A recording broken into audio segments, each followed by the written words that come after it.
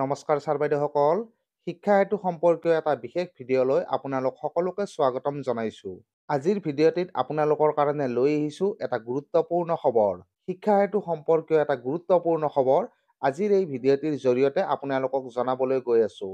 গতিকে আশা কৰিছোঁ ভিডিঅ'টো আপোনালোকে শেষলৈকে সম্পূৰ্ণকৈ চাব আৰু প্ৰতিজন শিক্ষাগুৰুৰ লগত এই ভিডিঅ'টি শ্বেয়াৰ কৰি দিবলৈ নাপাহৰিব। এই মুহূৰ্তত ৰাজ্যৰ প্ৰতিজন শিক্ষক শিক্ষয়িত্ৰীৰ কাৰণে আছে এটা গুৰুত্বপূৰ্ণ খবৰ। প্ৰতিজন শিক্ষকৰ কাৰণে আছে শিক্ষা হেতু সম্পৰ্কীয় এটা গুৰুত্বপূৰ্ণ খবৰ আৰু এই গুৰুত্বপূৰ্ণ খবৰটো হৈছে ডিপাৰ্টমেণ্ট অফ স্কুল এডুকেশ্যনৰ ফালৰ পৰা শিক্ষা হেতুৰ লিভ মেনেজমেণ্ট ছিষ্টেম সম্পৰ্কীয় এক নতুন নিৰ্দেশনা প্ৰকাশ কৰা হৈছে। শিক্ষা হেতুত লিভ মেনেজমেণ্ট ছিষ্টেম ইমপ্লিমেণ্ট কৰা সম্পৰ্কে এই নিৰ্দেশনা প্ৰকাশ কৰা হৈছে। এতিয়াৰে পৰা প্ৰতিজন শিক্ষকে কেৱল মাত্ৰ শিক্ষা হেতু এপৰ জৰিয়তেহে যিকোনো ধৰণৰ লিভ এপ্লাই কৰিব লাগিব।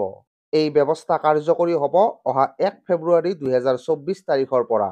আপোনালোকক পুনৰবাৰ জনাইছোঁ, এতিয়াৰে পৰা ৰাজ্যৰ প্ৰতিজন শিক্ষকে যিকোনো ধৰণৰ লিভ শিক্ষা হেতু এপ বা শিক্ষা হেতু পৰ্টেলৰ জৰিয়তেহে ল'ব লাগিব। এই সম্পৰ্কে ইতিমধ্যে ডিপাৰ্টমেণ্ট অফ স্কুল এডুকেশ্যনৰ ফালৰ পৰা এক নিৰ্দেশনা পত্ৰ প্ৰকাশ কৰা হৈছে আৰু এই নিৰ্দেশনা পত্ৰখন ইয়াতে স্ক্ৰীনত মই আপোনালোকক দেখুৱাই দিছোঁ। এইখন হৈছে ডিপাৰ্টমেণ্ট অফ স্কুল এডুকেশ্যনৰ ফালৰ পৰা প্ৰকাশ কৰা শিক্ষা হেতু পৰ্টেলৰ লিভ মেনেজমেণ্ট ছিষ্টেম ইমপ্লিমেণ্টেশ্যন সম্পৰ্কীয় এক নিৰ্দেশনা পত্ৰ আৰু এই নিৰ্দেশনা পত্ৰখন প্ৰেৰণ কৰা হৈছে প্ৰতিখন জিলাৰ district elementary education officer, inspector of schools, district mission coordinator আৰু লগতে ডেপুটি ইনস্পেক্টৰ অফ স্কুল সকললৈকে।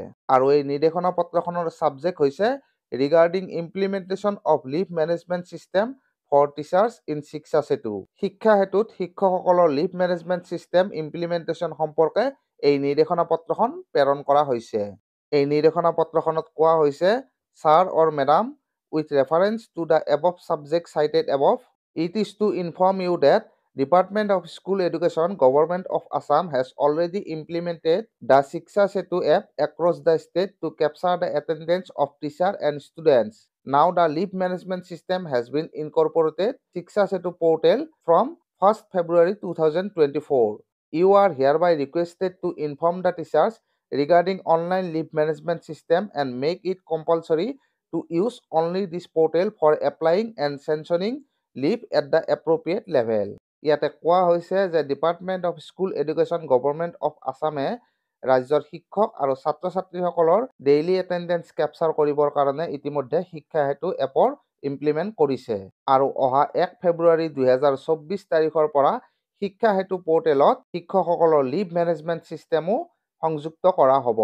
গতিকে এই নিৰ্দেশনা পত্ৰৰ জৰিয়তে district elementary education officer, inspector of schools, district mission coordinator আৰু ডেপুটি ইনস্পেক্টৰ অফ স্কুলসকলক অনলাইন লিভ মেনেজমেণ্ট ছিষ্টেম সম্পৰ্কে শিক্ষকসকলক ইনফৰ্ম কৰিবলৈ, শিক্ষকসকলে লিভ এপ্লাই কৰা আৰু এপ্ৰপ্ৰিয়েট লেভেলত এই লিভ চেংচন কৰাৰ ক্ষেত্ৰত কেৱল মাত্ৰ শিক্ষা হেতু পৰ্টেল ব্যৱহাৰ কৰাটো বাধ্যতামূলক কৰিবলৈ এই নিৰ্দেশনা পত্ৰৰ জৰিয়তে কোৱা হৈছে। তো ছাৰ বাইদেউসকল, নিশ্চিত ৰূপত এটা অতি গুৰুত্বপূৰ্ণ খবৰ। এই নিৰ্দেশনা পত্ৰখনৰ থুলমূল কথাখিনি হৈছে যে এতিয়াৰে পৰা শিক্ষা হেতু পৰ্টেলত শিক্ষকসকলৰ লিভ মেনেজমেণ্ট ছিষ্টেম ইমপ্লিমেণ্ট কৰা হ'ব আৰু এই ব্যৱস্থা কাৰ্যকৰী হ'ব অহা 1 ফেব্ৰুৱাৰী 2024 তাৰিখৰ পৰা। আৰু এই ব্যৱস্থা প্ৰৱৰ্তন কৰাৰ পিছত অহা 1 ফেব্ৰুৱাৰী 2024 তাৰিখৰ পৰা প্ৰতিজন শিক্ষাগুৰুৱে যিকোনো ধৰণৰ ছুটিৰ ক্ষেত্ৰত কেৱল মাত্ৰ শিক্ষা হেতু পৰ্টেলৰ জৰিয়তে অনলাইন লিভ এপ্লাই কৰিব লাগিব।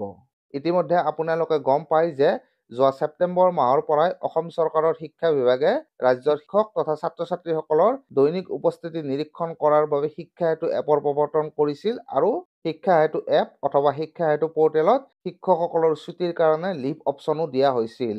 কিন্তু শিক্ষকসকলৰ লিভৰ এই ব্যৱস্থা সম্পূৰ্ণৰূপে কাৰ্যকৰী হোৱা নাছিল। কিন্তু অহা 1 ফেব্ৰুৱাৰী 2024 তাৰিখৰ পৰা ৰাজ্য চৰকাৰৰ শিক্ষা বিভাগে শিক্ষা হেতু পৰ্টেলত লিভ মেনেজমেণ্ট ছিষ্টেম ইমপ্লিমেণ্ট কৰিবলৈ গৈ আছে আৰু তাৰ পিছৰে পৰা অৰ্থাৎ 1 ফেব্ৰুৱাৰী 2024 তাৰিখৰ পৰা ৰাজ্যৰ শিক্ষকসকলে যিকোনো ধৰণৰ ছুটি ল'বলৈ হ'লে কেৱল মাত্ৰ শিক্ষা হেতু এপ অথবা শিক্ষা হেতু পৰ্টেলৰ জৰিয়তেহে ল'ব লাগিব। তো ছাৰ বাইদেউসকল, নিশ্চিত ৰূপত এয়া আপোনালোকৰ কাৰণে এটা অতি গুৰুত্বপূৰ্ণ খবৰ। তো আজিৰ এই ভিডিঅ'টিত মই আপোনালোকৰ কাৰণে এই গুৰুত্বপূৰ্ণ খবৰটোৱে লৈ আহিলোঁ। তো আজিৰ ভিডিঅ'টিত এইখিনিয়েই। ভিডিঅ'টি চাই ভাল লাগিলে লাইক কৰি দিব আৰু লগতে প্ৰতিজন শিক্ষাগুৰুৰ লগত এই ভিডিঅ'টো শ্বেয়াৰ কৰি দিবলৈ নাপাহৰিব। ধন্যবাদ।